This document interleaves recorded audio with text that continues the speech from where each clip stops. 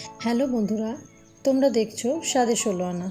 আজকে তোমাদের সাথে শেয়ার করছি একটা স্পেশাল লাঞ্চ মেনু। প্রথমে বানাবো মাটনের ঝোল।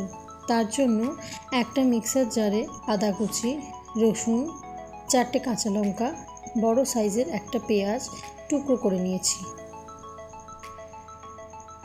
এটাকে পেস্ট করে নেব। নিয়েছি 500 গ্রাম মাটন। এর মধ্যে 1 চা চামচ লবণ, হাফ চা চামচ হলুদ, 1 চা চামচ জিরে গুঁড়ো, 1 চা চামচ ধনে গুঁড়ো, হাফ চা চামচ কাশ্মীরি মির্চ, পেস্ট করে রাখা মশলা, একটা তেজপাতা, 2 টেবিল চামচ টক দই, 2 টেবিল চামচ সর্ষের তেল দিয়ে ভালো করে ম্যারিনেট করে 1 ঘন্টা রেখে দেব।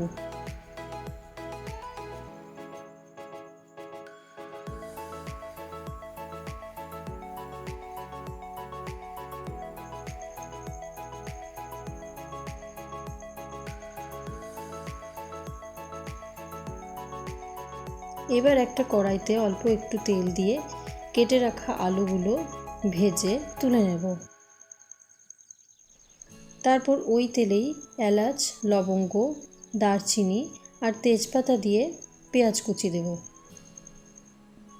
একটু নেড়ে নিয়ে কেটে রাখা টমেটোগুলো দিয়ে দেব। টমেটোগুলো নরম হয়ে আসলে ম্যারিনেট করা মাটন দিয়ে দেব। একটু নাড়াচাড়া করে ঢাকা দিয়ে লো ফ্লেমে কষে নেব।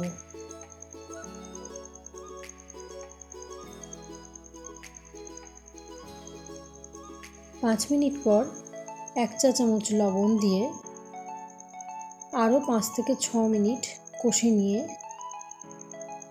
উষ্ণ গরম জল দিয়ে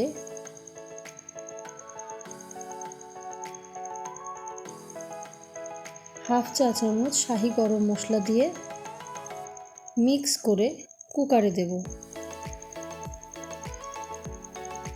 সাথে ভেজে রাখা আলুগুলো দিয়ে 3টে সিটি দিয়ে নেব। রেডি মাটনের ঝোল। ঝুরো আলু ভাজা করার জন্য গ্রেট করে রাখা আলু ধুয়ে জল ছড়িয়ে তেলে দেব।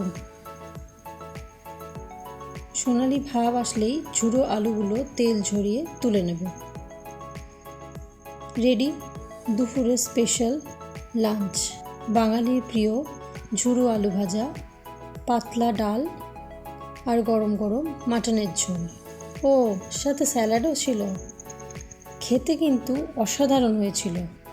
এরকমই লাঞ্চ আইডিয়া তোমাদের সাথে আরও শেয়ার করব।